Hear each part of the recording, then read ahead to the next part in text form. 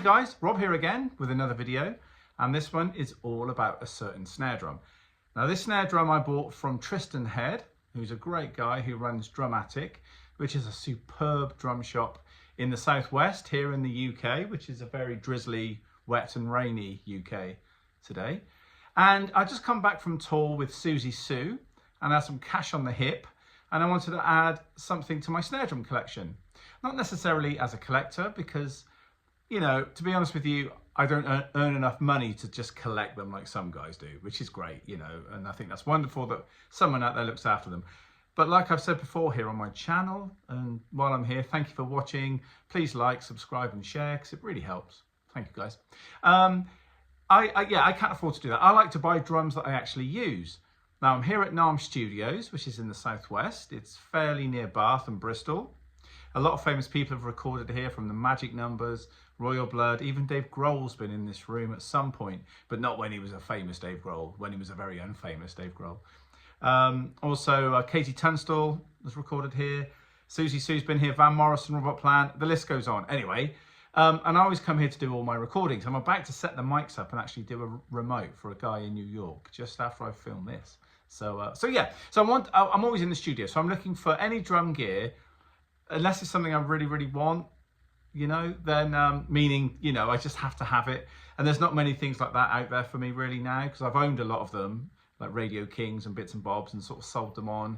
Some I wish I'd kept, but this was one that when I went through the snare racks, it was definitely a snare drum. It wasn't a drum kit I wanted from Tristan.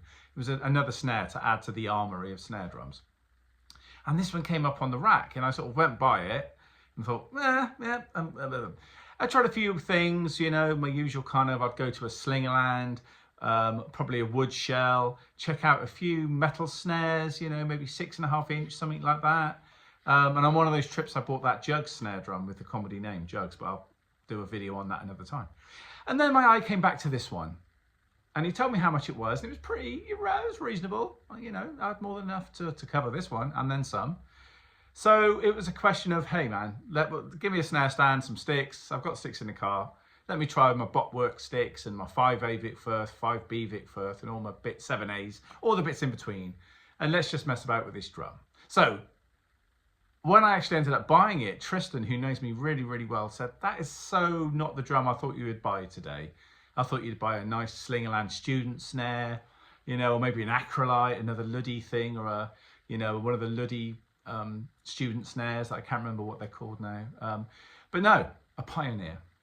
But no, it was a Ludwig drum, and it was this.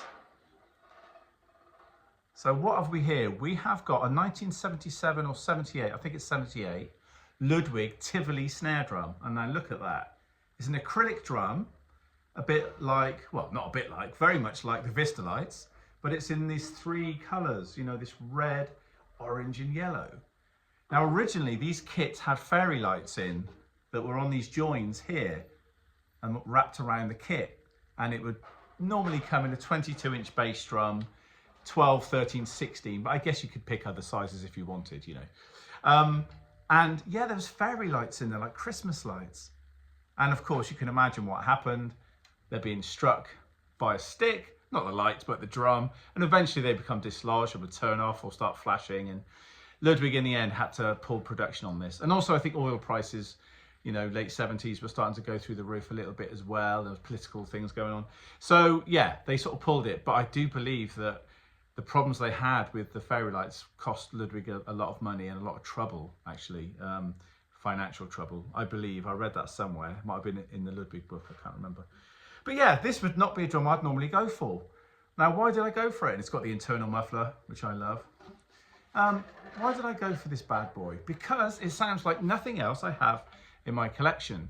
As I said, there's a lot of 5-inch vintage wood and metal snares in that collection, and that Jug snare, which is a 14 by 6, 6.5, a bit like a Ludwig 402 or something, you know, their version of it, but way cheaper. And I've got to say, puts up a pretty damn good fight to a 402 as well, but it hasn't got the provenance, obviously.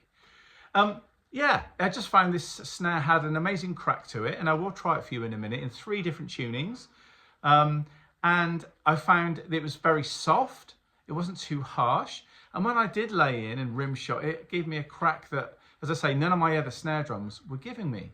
So in the end, when he came back into the snare room, he was like, Tristan was like, "You gonna buy it?" I was like, "Yes."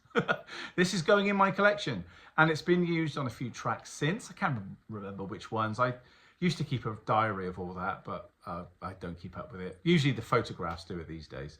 I know the last time I could think of in recent memory was a Little Men session. I used it on that, and I actually used it with the snares off as well, and I might give you a little demo of that. But if you've got one of these drums and you'd like to comment about it, brilliant.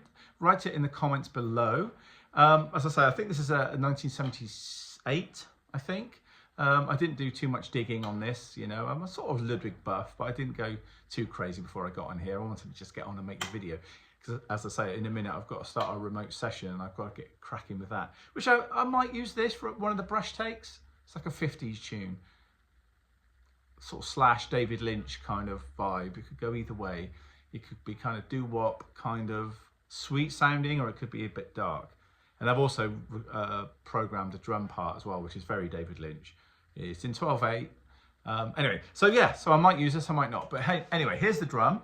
As I say, any lovers of this drum or collectors, you've got something to say about it, write it down in the comments below. And I hope you enjoy all the different versions. Now, when I produce this, I usually just do the first video is just me playing it, which I probably do just with a bit of a whiz bang on the drums. And then to follow from that will be the high tuning, mid tuning and low tuning videos. I was going to attach it all to the same one, but I quite like dishing them out on different days. So thanks for watching, guys. Hey, we love the Vista lights, we love the Tivolis, and yeah, I'm going to give this one a go. So I hope you enjoy it. Thanks for watching, and I'll see you on the next video.